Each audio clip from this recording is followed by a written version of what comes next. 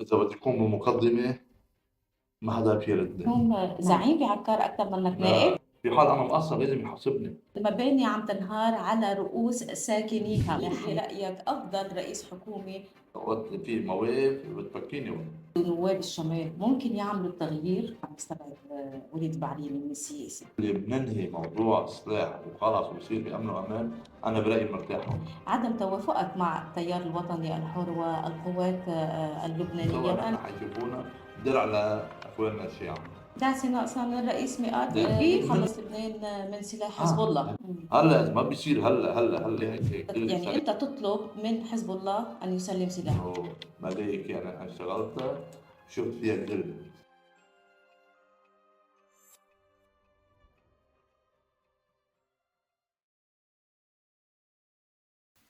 برحب فيكم مشاهدينا عبر منصة أبديت بحلقة جديدة لليوم يلي بيسعدني استضيف من خلالها سعادة النائب وليد البعريني. رح نتحدث عن آخر المستجدات والتطورات على الساحة اللبنانية الشمالية والطرابلسية، والخبر الأبرز أو الملف الأبرز على الساحة اللبنانية هو الانتخابات النيابية المقبلة. هل رح تجرى بموعدها أم أن التأجيل سيكون سيد الموقف؟ صباح الخير أستاذ وليد، أهلا وسهلا فيك عبر منصة أبديتس. اسمح لي بالبداية أتقدم من بعزاء حار من أهالي ضحايا انهيار مبنى بمدينة طرابلس منطقة التبانة تحديدا. يعني إلى متى سيدفع المواطن اللبناني ثمن إهمال؟ ما بعرف من المسؤول. يعني المباني عم تنهار على رؤوس ساكنيها، إلى متى ومن المسؤول؟ سؤال برسم الحكومة اللبنانية، ولكن أصبحت على يقين بأن لا حياة لمن تنادي. المسؤول أكيد ما حنحمل الحكومة هذه مسؤولية 100%. المسؤول تراكمات أو في سنين عديدة. هذا الملف كان على طاولة البحث، كان عند البلدية، كان عند نيابة المنطقة، كان عند مجلس الوزراء. ومجلس الوزراء دائما اليوم عم ترأسه رئيس جمهورية، اللي نحن بنعرف أكثر من أيام نعم. أو أكثر الأوقات عم ترأسه رئيس جمهورية. المسؤولية كمان حتى الناس كمان مطلوب منا أو عليهم المسؤوليات وقت اللي تم دراسة كم مبنى معرضين للهدم. وكنت قاعد مع شخص كثير كان واقع، كان هو من جملة اللي كانوا مشاركين بالدراسة. كان عم يقول لي إنه يوم الهزة الكبيرة كان متوقع إنه يقوم الصبح يلاقي هذه الأبنية على الأرض. الله سلم. بس ما معناتها إذا الله سلم ما بنكون أعقل وتوكل، يعني في مسؤولية صحيح. على الجميع. الناس بتقول لك خي أنا وين بدي أعيش؟ إذا أنا لازم ما لازم ضل بالبناية. مم. إنه إذا ما عندي شيء أعيش برا وين أو بدي؟ أمن، إنه خاطر الأب أشرفني. يعني تصور وصلت مع الناس هيك. مم. هون ما كان في إذن صاري من المسؤولين هن المعنيين مباشرة، اللي هن بيقدروا يأمنوا موازنات، بيقدروا يأمنوا حلول، بيقدروا يأمنوا ولكن نحن دائما بنشتغل على القطع، يعني بس توقع الكارثة بنفكر فيها. نعم. يعني معنى نحن حالات للأسف. السباكية مثل الانفجار اللي صار بالمرفأ مثلا، هذا قريب لإنه نفس الشيء. مم. اليوم نحن عندنا بحدود 400 بناية عمليا انه هن مهددين وقايلين لسقوط. طب ما هي رابع وفي بناية دراسة وفي بتوقع دراسة من بتقول 1000، بداية العام. وفي دراسة بتقول 1000. فمعناتها نحن يعني رقم كبير يعني ومخيف جدا. نعم، فنحن ما نضل عايشين بقلق انه بين لحظه والتانيه نسمع هالبنايه وقعت وهالبنايه وقعت، مع اذان صمم بكم وعم وعمي. اقول لك لا حياة لمن ما تنادي. في طب ما في تجاوب. سعادتك رئيس الحكومة نواف سلام زار طرابلس، وكان له لقاء مع نواب المدينة وقال لهم أنا بدي أجمع 10 مليون دولار لحتى ساعد الناس لحتى ليك يعني انا يبلشوا من خلال خبرتي مع شركائنا بالوطن، بس يكون في شيء للشمال كلهم بيسكروا دينيهم وما بيعطوا طيب ما يمضوا هيدا السؤال. ويسهلوا الامر. مع انه الرئيس الحكومي طبعا عنده صلاحيه معينه لازم كان مم. يستعملها، مع وزير الداخليه اللي هو كمان الملف بين ايديه وعم يعرضه على مجلس الوزراء، مع ملايين يدين صاغيه. يعني نحن الاحزاب اللي نحن عم ننتخبها او شعبنا عم ينتخبهم، انه هن اول ناس ما بيمضوا. انا ماني فاهمان انه نحن وين مسؤوليتنا نحن كشعب على انه ليش ما عم نحاسب. يعني اعتبرني انا كان يقبل نعم. في حال انا مقصر لازم يحاسبني، ما لازم يروح معي بالعاطفه. نحن بنشتغل بالعاطفه دائما، مم. ما بنشتغل بالمنطق وبالحسابات. دائما بنروح بالعاطفه وبنروح نحن نمرق انه يلا يلا خلاص يلا مرق يلا مرق. نحن اليوم صرنا عايشين بقلق كبير ونحن معرضين لكوارث متعدده من هذا الموضوع. اليوم قبل بكره اذا ما بينعمل شيء رسمي، شيء فعلي، شيء عملي على الارض، انا برايي لازم كل الناس تنزل على الارض وتعمل حساب على الكل، ما ترحم حدا باللي هن لما معنيين. هو دائما بيصير الاستنكار عند ما وقوع انا ما انا من المصيبة، الناس وبعدين خلاص بينسوا من الموضوع الناس كأنه شيئا لم اللي يكن. قرايبنا اللي من عكار عتبوا علي ليش ما جيت على الحادثه اللي صارت قبل. نعم. قلت لهم ما نيجي بس حتى نحن موضوع انتخابات وبنعمل نتصور ونحكي كلام ونعيش معكم الشعور مؤقت، بس نروح ننسى. قلت له والله ما طلع بدي اجي، انا يا بدي اجي اقدر اقدم شيء او ما حاحضر شيء. قال لي والله معك حق، شيء لا لازم تجي، لا شيء. فهذا الموضوع نحن اسينا نحن بنفس المرض. طيب اليوم سعادتك نائب حالي، نائب عن عكار، نائب كل الشمال، تعتبر حالك انه ما عندك دور لا انمائي؟ انا ما علي بتقدر وصل توصل صوت، انا الصوت؟ وصل طيب الصوت اكثر من عم توصيل يوصل الصوت، الصوت. عم يوصل الصوت، بس ما في التزام اذا بالكلام اللي عم صاغية ما نحكيه. بدهم ما ينفذوا. في تلبيه طيب للكلام اللي عم نحكيه. ليش الشمال مهمل دائما؟ طرابلس العاصمة والله اليوم. نحن صرنا تقريبا 20 سنه عايشين بدي الحالي بالشمال تقريبا، يعني كثير راجع على ورا الشمال، كثير كثير. يعني انا بالأول كنت اقول عكار عكار عكار، بس انا ساكن بطرابلس. نعم. الجمال اللي عم تشوفه هون هسه اسوء من عكار 100 مره يمكن. رح إنه ننتقل نتحدث عن ايه، فهذا الموضوع الشان الحقيقه العكاري. في مرض كبير انه عدم وجود اذان صاغيه وتلبي دغري فورا. يعني شو هلا مطلوب؟ ثورة جديدة؟ هل يثور الشعب ليك طرابلسي يعني على الحكومة الثوره الحالية؟ الثوره اذا بتصير الثوره اللي صارت يعني لا بلا، نحن بدنا ثوره لا أكيد فعاله. مش لا طبعا. نحن بدنا ثوره فعاله اليوم يعني اليوم. ثورة يعني اليوم نحن إنسانية. ما ثوره يعني حدا يديرها من هون او يديرها من هون او يديرها من هون، روحوا نجيبوا على هيدا لا وقفوا على هيدا لا نطلعوا هون. لا نحن بدنا ثوره من القلب، ثوره نعم. تكون تهز مضبوط تعطي اثر ايجابي لصالح الناس. مم. هذا الموضوع الثورات كلمه عناوين كبيره من دون فعل، لا ما بدنا إياها. بدنا فعل. برأيك اليوم رئيس الحكومة الحالي نواف سلام يعني أداؤه منه جيد كالنواب رؤساء الحكومة السابقين؟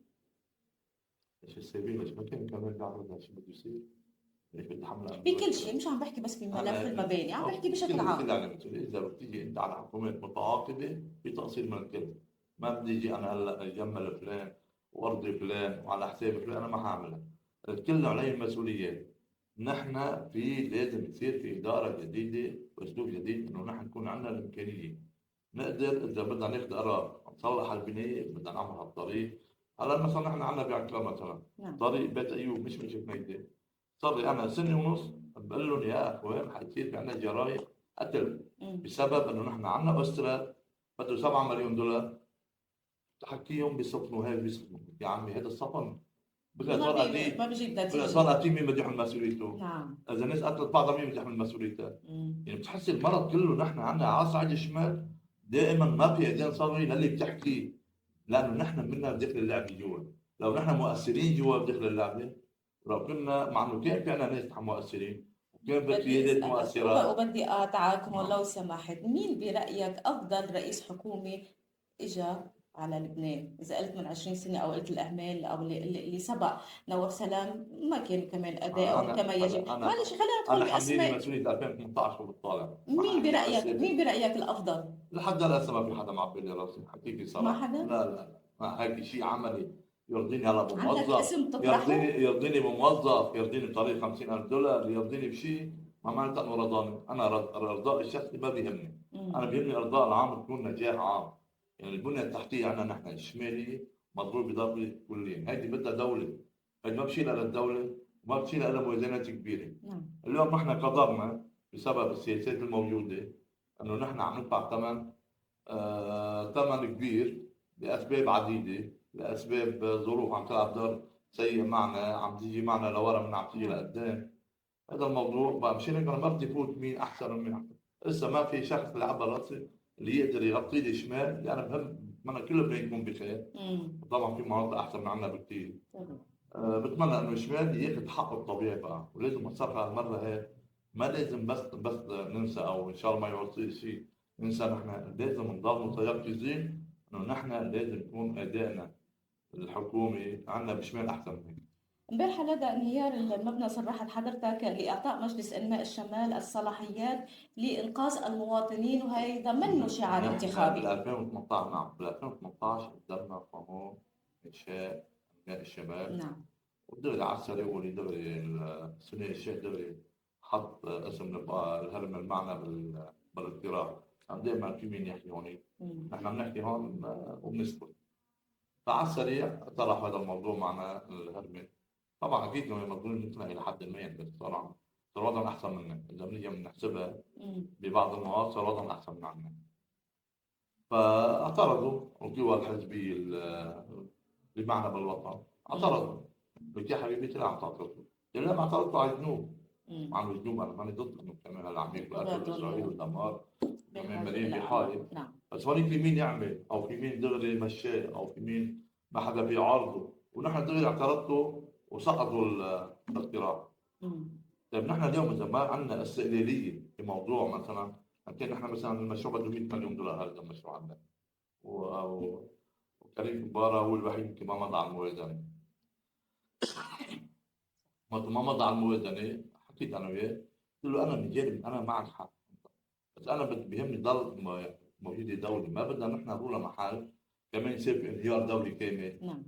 فكان الموضوع انه هي بدها 100 مليون دولار، كنا هلا نحن لا سمح الله وصلت البنايه انه عندنا شيء بقى شيء عمل، انه بيحضروا بيوت جاهزه سريعه في املاك للدوله بحطوا فيها دغري، بيسحبوا هالبنايات كثير خطرين، ببلشوا يصلحوا يبلشوا يبنوا يبلشوا يعملوا. ما نعمل هذا الموضوع مرت الموازنه من دون ما نعمل 100 مليون دولار. هلا اذا ما بيصير هلا هيك دغري سريع ضمن بيلحظوا 100 مليون دولار رايحين لكوارث. كوارث متعدده. نعم.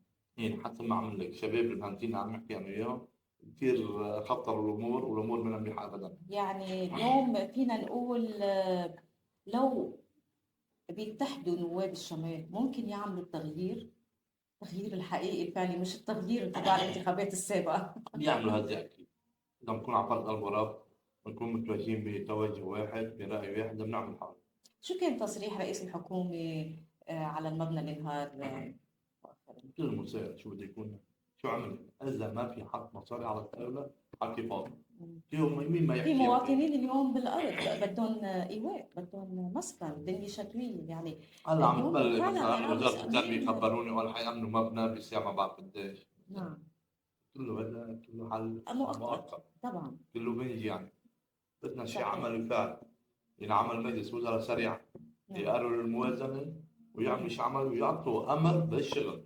نعم. هذا الحكي يعني مثل ما نضل نبيع بعضنا كلام سنه محل. بعدنا محمد. طيب خلينا ننتقل شوي قبل ما ننتقل للملف الانتخابي والانتخابات النيابيه. خبرنا عن استقالتك من الاعتدال. صارت قديمه بس بدي احكي يعني هل اليوم وليد بعديني لا لا لا بيهمني انه نرجع نطرح الموضوع. يعني لم تعد تجد اعتدال بالاعتدال؟ هلا ما دخل الاعتدال العام، لا في ضغط التكتل كان في خلل، وانا ما في شيء هيك يعني. ما فيني استمر بشيء انا ماني مقتنع فيه. انا عندي يمكن عقل خاص، انا بحب احكي قناعتي. نعم. بحب اشتغل ريحتي هي ريحه الناس، يعني ريحه موقعي موقفي كرامتي. يعني انا هذا الخيار بيشتغلوا انه هم هيك على الهامش كنت مارس عددا ما ببل. كيف اليوم بتقيم الوضع بعكار؟ كمان يعني ما له مريح الجو اللي احنا الجو العام، الانكماش الاقتصادي، الضيق على الناس، الظروف صعبه. ما في ليرة عم تلعب بين ايدين العالم، كان نأمنوا منح، كنا نأمن مدارس، كنا نأمن مساعدات، كنا نأمن. فلو ما في شوية اغتراب هو شوي عم يعطينا شوية أكسجين، كان وضعنا كثير صعب. البعض بيعتبر وليد البعريني هو يمكن نائب البرلمان اللبناني أكثر منه نائب خدماتي، مع أنه أحيانا أنا بشوف الصورة العكس صحيح. يمكن حضرتك من أكثر النواب بتحب تساعد. هو طبعا نحن بدنا المساعدة، نحن قلبنا ببيت، نحن وصغار نحس حالنا عندنا اندفاع للمساعدة. يعني كيف مساعدة؟ مثلا حدا عمل حادث، في اثنين ضربوا بعض ونحن موجودين، ما فينا نفوت بالحل. بس عم نجي بدنا نرضيهم ببوسه، بدنا نعمل شيء. هذه جزء يعني اليوم الامن الاجتماعي مطلوب. يعني اثنين اختلفوا بعضهم مثلا، نحن بنحس حالنا مجبورين فورا نكون على الارض نلعب دور الايجابي وما نكون طرف، ودائما اوقات شو عم يصير انه اذا انا حدا مع الى واقف الى جانبي مثلا نعم. او تصور معي وعمل مشكله يفكروا انه انا داعم. انا ما بدعم حدا بالغلط، انا مم. بدعم بالصواب. مم. هذا عين وهذا عين. يعني في كثير امور انه الاندفاع العمل الشخصي هو جزء من حياتنا نحن، يعني جزء من وكان اللي نحن بنحب نقوم فيه من دون انتخابات وغير انتخابات. نحن من 2005 ل 2018 ما كنا نواب، اشتغلنا اكثر ما نكون نواب. هذا موضوع طبيعي يعني. تعتبر حالك اليوم زعيم بعكار أكثر منك لا نائب؟ لا انا اقل من هيك. انا قادم من هيك. هذا اللي بيحمل الدعم، لا ما انا ما عندي هذا الفكر.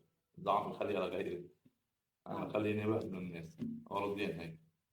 الانتخابات النيابية المقبلة رح تجرى بموعدها أم أن التأجيل سيد هلا الموقف؟ بالباطن كله بيقول في تأجيل، بتاع المحل في تأجيل، بس أنا بقول ماشي الانتخابات يعني، وليش بتأجل يعني؟ شو الأسباب؟ والأسباب العائق لتأجيل الانتخابات أنا برأيي حيلاقوا لها حل. حيجتمع مجلس وزراء ويلاقي حلول معينة، ويعلق بعض القوانين اللي هي بتعيق بالقانون عند إجراء الانتخابات وبتمشي. مع مين رح يتحالف النائب وليد أنا بعريني؟ بالأول مع نفسي، نعم. حالف مع نفسي يعني أنت بدك تكون عندك هلا لائحة خاصة حنكون فيك. فريق، نحن حنكون فريق حلوين هيك، شباب حلوين، شباب بدنا نشجع هذا. الصبايا الست سيدات، هو وين انا الكوتا كان النسائية؟ معي سيدي بال 2022 نعم. بيقول حنا كانت موجوده، وهلا كمان اذا لقينا شيء مناسب ليش لا؟ نعم. لهم دور. ليش البعض عم يستبعد وليد بعريني من السياسة؟ يتمنى يستبعد وجودك، حضورك، عامل أزمة، مشكل خطر. اسالني لقينا والله انا موجود، كنت نايم وما كنت نايم، نجحت وما نجحت انا موجود على الساحه، يعني ما مم. حعيد من الساحه يعني. وهذا اللي حبيبي يسرعني يسبعتني ما بعرف شو عنده عضله نقص او شو عنده خلل او شو عنده، والله ما بعرف مم. يعني، اسالني لقينا. مم. المرشحين السنة بعكار يوم كثر و... الله يزيدهم ان شاء الله بصير شيء 50. وهجمة اغترابية وأيضا أموال ترصد من أجل الانتخابات، أموال طائلة. معلش بدنا نحكي بهيدا الموضوع. كيف تفسر هذا الشيء اللي عم بيصير؟ وهل احتمال الهجمة الاغترابية على النيابة أو الترشح إلى النيابة اللبنانية يأثر على النواب الحاليين؟ زلمة جايين وحامين راية الخير وراية الإنماء وراية التضحية، رجعنا النواب لقيتهم الناس ما أهلا وسهلا فيها، مساحة مفتوحة. يعني اليوم ما بقى في شيء حاجز لحد ما يترشح. تعرفون؟ تعرفون عن قرب في علاقة ما مجتمعات فيهم؟ بالحالة العادية بلا كمرشحين في أو رضا عليهم؟ يعني والله كاسم بسأل الرأي وليد العام، الرأي بعريني. العام بالشارع أنا عم والله. بسألك أنت اليوم موجود والله معي، والله ما جد ما بسأل عنه يعني والله. بتقول ما إنه ما خارج بحط ببالي، يكونوا ما بحط ببالي ليه؟ إنه أنا موضوع مر علي سنين من الانتخابات، نعم. انه اذا بدي افكر فيه ما بعرف اشتغل. انا بتجاوز الامور، بخلي الرئيس هي بالنهايه تختار، يعني على الصندوق هو اللي بده يحكم الامر. مم. واذا كان له رزق بنروح بنبارك لهم، وبالنهايه اهلنا وحدا غريب. انا بزعل شوي، معقول لا انه يعني انا انه يا لطيف انه ملائكي، لا اكيد بدي ازعل شوي بعدين لا بنروح. احنا ما عم نقول تطلع برات يعني لا بال 2005 حتى. بال 2005 صارت معنا، مم. نزلنا ما توفقنا، مم. ما توفق الوالد. زعلنا، انا زعلت شي ساعه، الوالد زعله شي يومين وبعدين مشي الحال. مش زعلتوا حسيت هيك، حسيت غيبي سوداء وراحت ما بعرف ليش. مم. مم. وهلا اذا ما قدرت نعتبرها خير يعني. نحن انا بؤمن بالشيء اللي بيجي من الله، بؤمن فيه تماما. هلا حضرتك من بيت سياسي عريق. السياسة يمكن تبقى بدم كل مواطن لبناني.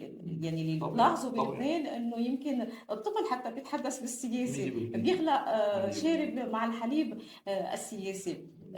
برجع بسألك يعني اليوم إذا ما كان وليد البعريني أو إذا ما حالفه الحظ بالانتخابات النيابية المقبلة في حال تمت بموعدها، أنا برجع بصرد لأنه عندي إحساس إنه مش رح تصير بموعدها. عم كل الراي العام والباطن عم بيقول هيك، بس ما بعرف بالفعل ما بعرف شو بيصير. هل رح يكون تأثيرك أكثر مما تكون بقلب المجلس النيابي؟ لكن الواقع بيفرض نفسه، بحكي الصراحه ما فيني اقول لك شيء استبقوا قبل ما اعرف كيف الحياه السياسيه، كيف الوضع. قلت لك من 2005 ل 2018 كنت فعال بالخدمات اكثر. هلا هي اصلا الخدمات يعني خايفه بالمجتمع اللبناني، مم. مم. كثير ضيقه كثير، يعني بتحس الحكومه حاطه كثير قوانين جديده عم تضيقها كثير. مم. هلا ما عم نقول انه هي غلطانه، بس نحن لانه شعبنا معود على نمط معين، ففي شويه فراغات بالموضوع، في تصادم ما بين الشارع، كيف بيفكر وكيف بيمشي على الأرض وكيف بيعمل، وما بين الحكومة شو عم تنفذ من قوانين اللي مم. هي فيها تنفذها يعني. فيها مم. تنفذ على الفقير أكيد، إنه على الزنقين، الزنقين ضل مظبط حاله. هل بزال وليد البعريني أو النائب وليد البعريني هيك بهوى رفيق الحريري، على نفس عهد رفيق الحريري، رغم الإرباك الذي يحصل بداخل التيار؟ يعني اليوم خاصة بعد عودة التيار هلا من بتعرفي، عدمه. أنا كنت بعيد عن نفس رفيق الحديث، كان بنفس غير.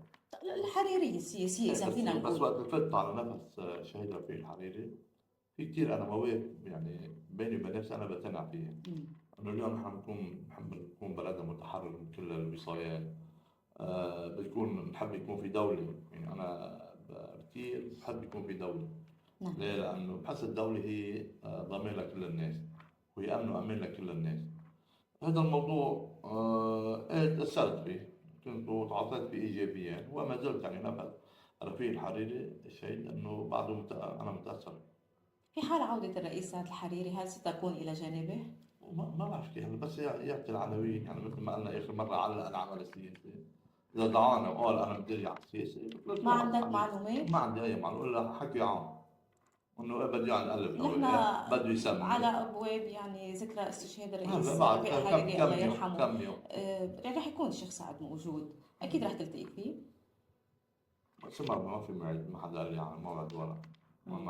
يعني ما بعرف كيف بده يشتغل، بده يستقبل، بده يعطي مواعيد، شو بده يدعينا للاجتماع، والله ما بعرف. مم. مم. مم.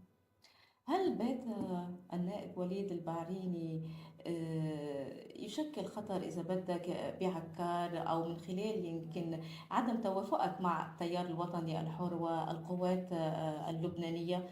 وفي حال رح تتحالف، مين هو مرشحك من الطائفة المسيحية؟ احنا عندنا ثلاثة مسيحيين، مم. عندنا اثنين روم وواحد ماروني. أنا بالمبدأ يعني بعد 15 شهر حتشوف الأمور أوضح. هلا كله كلام سياسي، كله كلام تمرير وقت، كله كلام مم. بنلعب على الكلام هلا، بنضيع الوقت، كله تضييع وقت. هلا بعد 15 شهر حتشوفي شيء جديد، حتشوفي يعني برنامج. في نفس الأسماء أو أسماء جديدة؟ لا أكيد شيء جديد، لأنه أنا مم. أكيد في شيء أسماء جديد. مم.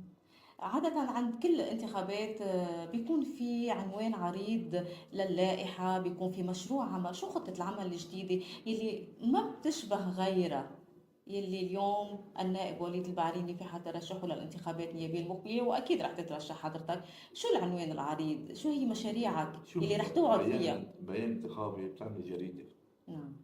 بس من الجريدة بطبيها بند أو بندين أو ثلاثة.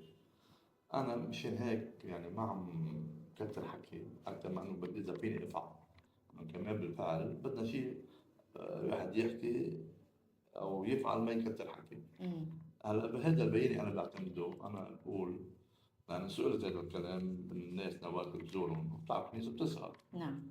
فكنت أنا واضح معهم بال 2018 إنه أنا ماني جاي أعمل نص بيانات ووزع على الناس.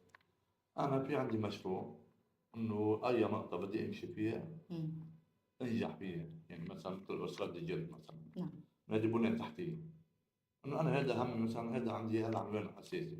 موضوع المطار مثلا حكينا فيه، والكل سنين عم يحكوا فيه، يعني اهلنا وشباب طيبين وناس نازل على الارض وناس تابعت. مشان ما اقولوا انه لو واحد بده يفتح مطار، لانه اوقات مشان ما يصير في غرور. بس ولكن الحمد لله فينا نقول انه انحط على الطريق السليم مم. وعلى سكه صحيحه، وحيصير التقديم لإله وماشي اموره. مم. هلا ليتفعل المطار مضبوط بده سنتين ثلاثه اربع، امر طبيعي يعني. بس نحن بنقول الحمد لله انه بلشنا بالخطوه الاولى. فهذا مشروع كمان بيعنينا. كمان مثلا الصرف الصحي على صعيد على الكرة كله. نعم. احنا المزروعات اللي عندنا ما عم تشرب، شو عم تشرب؟ مي ومي. مم. طيب للأسف. هيدي يعني اليوم كل لبنان عم ياكل من هذه المزروعات. إذا ما نظفناها وما انتبهنا لها، لأنه اليوم المرض السرطان عم يكتر منا. مم. مشان هيك إنه في عندك كذا مشروع هن لازم في يكون ملفات أولوية عالقة عندنا. كتير. الأسرات مثلا، الأسرات العرب اللي هلا تجمد أو صاحبوا مستيقظ أو وقفوا مصرياتهم بسبب الخلل بلبنان. نتمنى يصير في استقرار وترجع الدول العربية مثل ما كانت هي ترعانا دائما. نتمنى تضل رعايتها لنا ويصير في ما يكون مصاري لحدا بقى. اليوم بصير مشاريع على الارض، ننقذ حالنا بحالنا بالشغل الصح. مم. فهيدا البيان الانتخابي هذا مبني على الحكي. انا ما برأيك بدي احط الصور كثير ونضحك على الناس. نعم، دائما لبنان للأسف هو معلق بالخارج، يعني أكيد متاثر بالخارج، نعم. متأثر، والقرارات ما من بتطلع وين داخلية دخل لبنان؟ داخلية. وين دخل صحيح. لبنان؟ طب هيدا الشيء كيف بيأثر كمان على أدائكم؟ يعني اليوم نحن لما بنحس إنه يأتي القرار من الخارج، يلا اعملوا انتخابات، لا أجلوا انتخابات، حطوا هيدا الرئيس، نزلوا هيدا النائب، طلعوا هيدا الوزير. هلا في عنا انتخابات تانية، ان شاء الله ما نتاثر بالقرار الخارج. لازم برأيك نعمل. الخارج مش هو رح يقرر إذا في انتخابات أو لا؟ لا بدي البعض يقول بعتقد إنه ما لا، رح ما لها يكون في داعي. انتخابات هلا رئيس لحتى الله. جمهورية، رئيس جمهورية ممكن، رئيس حكومة ممكن، بس الانتخابات النيابية بعتقد لا، حتكون قرار داخلي. الا اذا في شيء تحت الطاولة انا ما بعرفه بس. الشيء اللي تحت الطاولة ومعلومات تقول بأنه ما رح يكون في انتخابات نيابية إلى أن لا. يتخلص لبنان من سلاح حزب الله. هذا سياسة عامة هيدي. نعم. حتى انا بقول، شو التأثير؟ انا بقول انه سلاح حزب الله لازم يلاقوا له حل. انا من الناس اللي كل الشعب اللبناني لازم يأيد فكرة انه لازم نحن ننتهي من هيدي المعضلة اللي هي هلا عاملة عقبة بلبنان. صحيح، احنا طبعا واكيد كنا مع الضمان الوحيد هو الجيش اللبناني ودعم الجيش اللبناني والمؤسسة العسكرية، ولكن من يضمن إسرائيل؟ الاغتيالات بعدها موجودة، لم انا ينسحبوا من الجنوب الليطاني، الغارات فوق بيروت بشكل يومي. يعني السلاح لو ضمننا لا بإسرائيل. لا، ولكن عم بطلب، دولة أنا عم دولة بسألك.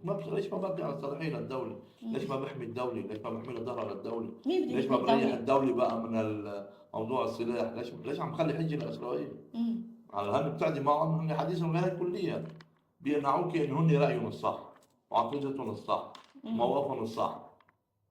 وأنا بشوف إنه أنا ما بشوف إلا الدولة هي الصح. طبعا الدولة هي الضمان الوحيد، ولكن يعني اليوم اللي عم نقوله انه هل يا ترى الدولة لوحدها والجيش اللبناني قادر انه يواجه دولة يعني مثل اسرائيل؟ وقت اللي بننهي موضوع السلاح وخلص ويصير في أمن وأمان، أنا برأيي مرتاحهم. هلا مم. بنقدر نواجه اسرائيل كلنا سوا بالطريقه الدبلوماسيه الموجوده اليوم على صعيد العالم كله. يعني اليوم سحب سلاح حزب الله هو انا برايي انه اللي اليوم اكبر بيعرقل. عقبه بلبنان هو موضوع سلاح حزب الله. موقف كل لبنان هلا، لوين الاعمار، وين الانفراجات، وين السواح، وين الحركه، وين الاطمئنان، وين كله. عندنا عقبه اليوم. مم. مين بتعتبر ام الصبي اليوم بلبنان؟ الاسلام هن انهم اسلام ام الصبي، هن الشيعة. سنة الشيعة هن مسيطرين لحد هلا. برأيك هن ام الصبي؟ الاسلام لحد هلا مسيطرين. شو نضحك على حالنا يعني؟ مم. نخبى ورا اصبعنا؟ ما في علاقة مع الثنائي الطلاق الشيعي؟ كطائفة، علاقة طيبة كطائفة. نعم. كسياسي لا ماني. طب هن منهم شركاء بالوطن؟ طيب الشركاء شريك بيفرض علي واقع أنا ما بدي إياه. مم. أنا إذا أنت عطله وتبدأ واقع أنا ما بقتنع فيه، حكون مبسوط إذا سيارتك قلت لك اتكرم. بكون هذا شغل صح. مم. ما بدنا شغل صح، بدنا عمل صح، بدنا نتيجة تكون نتيجة إيجابية بقى لكل لبنان. إذا اليوم حاولنا نطرح سؤال على حضرتك، النائب وليد البعريني، كيف إذا بدك يعني أنت تطلب من حزب الله أن يسلم سلاحه، شو بتقول له؟ كيف بتقنعه؟ أنا بكل مواقفي على بالي ما حقدر أقنعه أكيد، مثل ما قلت لك إنه عندهم عقيدة لحتى نفترض رهيبة، بس إنه اليوم أنا نحن أصبحنا أنا بعالم افتراضي وعالم الاي اي. أنا بكل مواقفي أنا مع سلاح الدولة. طب طبيعي. بدي أقتنع شو معه. بتقنعه؟ شو بتقول لهم؟ ليش تتسلموا غير السلاح؟ ما أقنعه، أنا بدي أقنعه.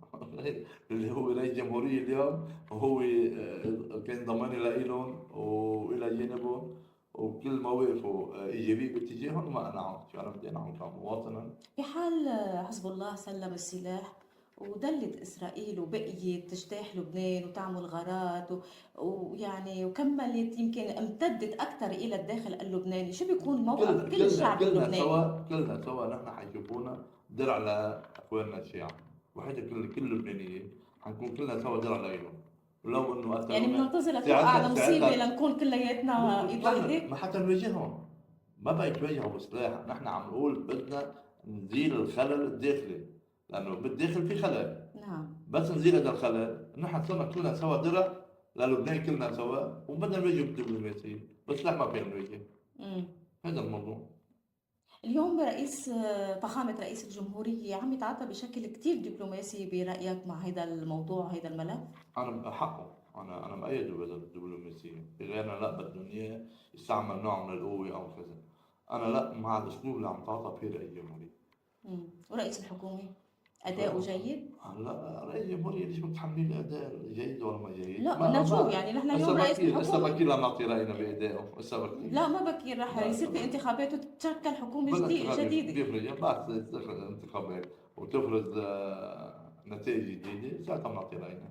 أنا ما في رأي. مين برأيك الوجه الجديد الوجه الجديد لرئيس يمكن يكون هو، الحكومة مين يمكن يكون بتفضل؟ هو بتعرف مم. بيضل هو مطروح. كيف علاقتك بالرئيس مئاتي؟ تمام حبيب قلبي الرئيس ميتي أنا بحبه. تتمنى يعود إلى الساحة السياسية ما ويكون ما بيتعارض معي درجة، يعني مم. ما بيتعارض مع فكري مع عادتي معه. يعني بفهم منك انك كنت راضي عن ادائه، من شوي قلت لي انا أنا ما بدي كنت لك راضي عن بالشخصي، اداء اي. لا بالشخصي كنت راضي. أنا نعم. بالعام لا ماني راضي، أكيد ماني راضي بالعام. ليه مش راضي؟ شو اللي اللي بعطيه عم يصير يعجبك؟ بطرابلس مثلا جزء من المشكلة. يعني نواب المنطقة أو وزراء، يعني بالماضي كان عندنا 6 لا، وزراء في من شمال الرأي العام لبنان كله، ما الرأي اشتغلوا العام كثير كله للبلد. اليوم إذا تراجع الرأي العام كله بطرابلس في اعتراض على كيف في عندنا 5 وزراء بطرابلس، كيف في عندنا رئيس مم. حكومة، كيف في عندنا كذا، في اعتراض أكيد. ما مم. بدي جيب ولا بدي يصير على حساب كرامة الناس وعلى حساب دم الناس وعلى حساب لا بس إنه بالشخصي كان كثير كويس وذكي يعني ما في نقول، بس كان بدها مواقف جريئة إنه هذه المواقف لازم كان يحسمها، نعم. لازم كان يخليها معلقة أبدا. برأيك أخطأ بمطرح من المطارح؟ هون الموضوع لا في دعسة ناقصة هون أكيد دعسة ناقصة من الرئيس مئاتي من الكل، من الكل حتى يعني كل المسؤولين. يعني اليوم رئيس الجمهورية ما هو بيترأس مجلس الوزراء، يعني هو ماشي بهذا الموضوع. اليوم اللي صار مرفأ بيروت ما قال الرئيس ميشيل أنا أخذت خبر قبل 15 يوم، ليش ما أخذ الإجراء المناسب بلحظتها؟ وهي نفس الشيء هلا، صحيح دي على أصغر بس هي نفس الشيء. اليوم ما رئيس الجمهورية لازم يعيد حساباته ويفرض فرض بالحل، ما يصير حدا بالموضوع. كيف علاقتك مع رئيس مجلس النواب الأستاذ نبيه بري؟ منيحة. ابتسمت. لا منيحة، لأنه زلمة بالعمل وله مكانته، لا في حدا يفيد وجوده يعني. نعم. وليد البعريني الإنسان، هل راضي عن أداء وليد البعريني النائب؟ في مكان معين لا بعتبر حالي مقصر وما عم أقدر وصل للي بدي أوصل الناس عليه. لا بعتبر حالي معين في تقصير. يعني أنت من النوع بس ما في الإمكانية حتى أعملها يعني. صحيح. بس بتمنى أعمل أحسن من هيك. تعتبر مثل ما بيفكروا بالغرب إنه النائب هو موظف عند الشعب أو لدى الشعب؟ أنا خادم، هذا موظف خادم أكيد. بس نحن شو هلا معاقبين معاملات يعني ما لنا أكثر من هيك. يعني بس خدمة من هون، هذا الحبس، هذا الطلاق، هذا نزل، هذا يتوظف، هذا يعني نحن قدام الناس أبدا. هذا الموضوع اللي نحن هيدي المفهوم النيابي عنا بالمنطقة بدنا نكون ماشيين لا عمالنا. وين ما كان، يعني هو حتى بالاغتراب، يعني هلا جيدك بالحديث عن الاغتراب. الفكرة يعني هو النائب موظف عند الشعب يمثل الشعب بالبرلمان. لنا الشرف نحن صوت هو اللي عم يجيب لنا. نحن تتضايق لما ما بتقدر تخدم الناس، طلبات الحاجة كبيرة اليوم بالشارع اللبناني اوقات ببكي. ايوه اوقات في مواقف بتبكيني يعني حاول بوصل لحد مسدود في شيء في حالات بتخليك تزعل كثير يعني. للأسف يمكن الشعب اللبناني بيفكر إنه بده ينتخب المرشح كرمال يدفع له بعدين وكأنه هو مجبور لا يصرف عليه. أنا ناسي لا. هيدا أنا الحمد لله لا. ما بتحب إنه ناسي الحمد لله تدفع مصاري من أجل بالعكس شراء أنا الأصوات. بيدفعوا عني الحمد لله. أنا في ناس اللي بيدفعوا عني. أنا مش هيك مصري، أنا بالعكس أنا كثير مرتاح مع قاعدتي كثير. هلا بتعب كيف بتعب انه في طلبات انه اذا حدا انحبس بفكر مفتاح الحبس وين بجيبتي انا انه لازم طلعه، هذا محسوب علي يعني تفسير هيك. بس اما الامور اذا مريض مثلا لا شك دائما نتعاون نحن والاولاد الطيبين على مساعدته. بس وقت الشيء اليوم الوظيفه والحبس هي عم تعمل لي عقده نفسيه، عم نعم. تمرضني يعني لدرجه انه ما عم تقدر تقوم بخدمات انا اذا اجاني 500 اسم بدي تجاه اتوظف، الشعب. إيه. من ال 500 في 100 من الحلقه الضيقه، مم. قد ايه بدي ياخذوا لي مثلا؟ نعم. ياخذوا لي 2 3 4 5 10 وبعدين مم. تلاقي هون بيصير شويه خلل، بيصير شويه زعل، وفي ناس بتمنى من كل قلبي يوظفها. ولكن مثلا صوري مثلا بالدرك هذيك اليوم قال لي عبد الله استعمل اسلوب على العليم. نعم. هلا شيرين ما بيفهم عن المنطقه. اوكي ملاحتي راح 15 واحد، من ضمن 15 عندي واحد مقابل ال 100، مم.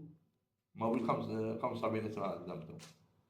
نجح بس من دون يعني ما إلي فضل عليه، هو نجح بعليمته. هل الأولوية بهذا الملف لطائفة دون أخرى؟ كانت كل طائفة لها حصتها عم نحكي، مع انه والله هي مفتوحة عنا نحن في حصة معينة خاصة متداركة من الدولة أمن عام، في حصص. هلا بالجيش مفتوحة للسنة أكثر لأنه نحن بنروح على الجيش أكثر، نحن بنخلف أكثر، في عنا أعداد كبيرة، في عنا كذا، هيك بصير مفتوحة أكثر. مم. كيف تتعامل مع من ينتقد النائب وليد البعريني والله من كل الصحافة والله بكل والله حتى كل من احترام. الصحفيين يجوا هيك ولا هيك بيكتبوا عنك؟ كيف تقول بدي كنت وانا ضميري مرتاح، مثلا مثل امبارح حدا عمل لي زعلان منك وانا عارف ليه زعلان، قلت له انا ضميري مرتاح. والصحافي اللي عم يكتب اذا عم يكتب ما حدا دافع له الله يسامحه، ولما دفع له الله بده يرد الحق منه. ما تفكري يعني انه عند ربك بيروح شيء. مم. انا بعرف في احدهم دفع محل معين انه ما لازم يذيعوا لي اي شيء خبر او اي شيء او الى اخره، يدفع ايش بدي اعمل له؟ مم. انا بايدي ثقه انه اذا بدي يكون بالمقدمه ما حدا في يردني، واذا ما حكون بالمقدمه ما حدا بيحطني قدامي. مم. يعني بتعتبر حالك اليوم الرقم الصعب؟ لا على والله القليلة لا بعملتها؟ لا لا لا ما. الناس بتقابلني، انا ما بعتبر حالي شيء، انا واحد من الناس، انا اقل واحد من الناس. انا ما فيني افوت بنفسيه فوقيه او شوفة حال او كبرياء او تعجب. يمكن ثقة بالنفس. ثقة بنفسي مرتاح، ضميري مرتاح، نعم. نام على الخد ضميري مرتاح دغري بخفى. لو انه ضميري منه مرتاح يمكن بدي ساعتين لحتى انام او ياخذ دواء منوم دغري بنام. مع انه نص الشعب اللبناني عم ياخذ اليوم مهدئات ومنوم الحمد تينسوا لله. الواقع المرير اللي هن عايشين انا فيه. المهدد تبعي معروف شو هو، مم. التزام على باب الله، واقف على بابه الكريم ومرتاح. الحمد لله. الحمد لله. حبيت أنا أطلق برنامج أو منصة أبديتس من لبنان، علما بتعرف حضرتك إنه أنا مقيمة أكيد بالدرجة الأولى لبنانية، ولكن مقيمة بسيدني القارة الأسترالية. وجيلة كبيرة من لبنان بأستراليا وخاصة من عكار. ما سبق وزرت ما زرت أستراليا بعد حضرتك؟ انا اخذ عاد على نفسي، ما بسافر في شيء انا ونايم، اذا ما عملت نايم بسافر. نعم. ليه؟ ما بدي انا اروح مثلا اترك ناس هون، يعني انا مثلا حلت مشكله هون عندي بتسود يعني كل الكذوب. يعني بس إذا الواحد راح 20 يوم كمان الاغتراب له حق عليك. بدي اهلا وسهلا فين هون بحترمهم بقدرهم، بشكرهم، اني بيعزموني انا بعزمهم هون، بوديهم دائما رسائل ايجابيه، دائما بعملهم بين شكر. شو بدك تقول لهم اليوم للاغتراب الاسترالي اللبناني الاسترالي؟ بتمنى نحن نقدر نعمل قانون يشاركونا بالانتخابات من برا ما يتعذبوا، واذا له لهون ما بقى نلحق بعد نلحق نعمل قانون هلا لا شوف هلا بيوم واحد بيزبطوا الموضوع ما في اشكال، واذا له وصار في انتخابات هم بتمنى يجوا ينتخبونا هون ويكونوا بخير وسلامه. نعم. رح تعزم عالم يجوا على حسابك تينتخبوا؟ انا بدي احسبهم، انا بدي منهم. انا طبعا بكلامهم. شوفك قلتيني يعني. لا يعني الحمد لله في اسماء وفي نواب قلت لك يا اخي بيجيبوا طائره. الله يوفق الله يوفق الله يوفق. انا يعني انت ضد فكره شراء الاصوات؟ لنفترض تملك ثروه طائله. انا اشتغلت قبل 2009 ما بعيدها بحياتي. انا اشتغلت بال 2009. نعم. مشان ما اقول والله انه ملائكه انا اشتغلتها شفت فيها الدرب. انا اللي مقابلي اذا ما بشوفه محفوظه كرامته اكثر مني ما فيني اعمل. نعم. ولا بعيدة بحياتي انه اشتري الهويه يمي بحلفوا يمين. يمي انا بعتبرها هيدي كارثه على اللي عم يدفع قديش كرامته بالارض، واللي عم يحلف يمين ويمكن ما ينفذها او ينفذها كمان لو ما حاجته ما بيعملها. بس انا بستصغر اللي عم يحلف يمين، عن لانه جد بديك لو ما بحاجه يمكن ما بيصلحها. في اسماء فعلا، يعني هذا امر بيصير انه خبروني من كم يوم بيقول له صارت مع جماعه عم يخبروني كيف نعم. راحوا كيف حلفون يمين عن جد.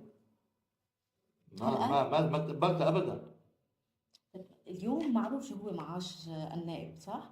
ليش هالهجوم وهجمة مرشحين يدخلوا المجلس النيابي؟ ليش؟ شو اللي لكن حيتغير؟ الناس بتحب الجاه، بتحب المعنوي، بتحب لانه النائب لا شك عنده حضور متقدم بالمعنوي يعني. طيب في يكون له ناجح مقامه بالمجتمع، في يكون وله ناجح من مكانته. موقعه، لا شو بدك، النائب له مكانه غير. امتيازات أخرى له يعني امتيازات، تسهيلات. لا مش الواحد ما ينكرها يعني. مم. الواحد بده يقول والله لا ما أنا شيء، لا النيابي إلى حضورها وإلى إمكانيتها وإلى وجودها وإلى امتيازاتها. رغم انه رح تزداد المسؤوليات ورح لا تزداد يمكن عدد الاشخاص هلا أنا مثلا يلي ليش ما الاعداء اذا فينا أنا نقول. رغم التعب شو بقول له أنا ارتضيت نفسي هذا الشيء. نعم. مع إنه أوقات بتعب، أوقات بمل، أوقات نفسيتي بتتعب، منضغط من أمور بتبقى إنه ما شغلة تنقي بيشغلوا فيها، ومع هيك بتحمل نعم. ولا فيني رب حدا مني يعني. نعم. يعني وصلنا تقريبا لختام حلقتنا. اول شيء ختام مسك إن بدي شاء الله، إن شاء الله تكون بدي ختام مسك. اتشكر حضورك وتلبية هالدعوة. كلمة أخيرة بتحب توجهها إلى المواطن اللبناني؟ أنا المواطن اللبناني بتمنى له الله يبعث له أيام كويسة، يبعث له مين يمثلهم كويس مني ويجر يعني. إذا أنا ما كنت أهل بعد ببيتي من هيك، وإذا جينا أو حدا إجا غيرنا أو كذا يكونوا أهل لحتى يحتضنوا الناس، لأنه الناس بحاجة لاحتضان منطقي. خلينا نقول في حكمة، في منطق، في عاطفة، في معزة، في احترام. ما حدا يستهزأ بالناس يعني. أنا هيك استصغار الناس انه والله مرحله بس انتخابيه وبده يدارك عليهم. مم. يعني بتمنى انه هيك الله يبعث للناس مين يمثلهم صح. حضرة النائب أو سعادة النائب وليد البعريني، بدي أشكر وقتك. أهلا وسهلا فيك مجددا. مشاهدينا، لهون بتنتهي حلقتنا لليوم. شكرا للمتابعة وإلى اللقاء.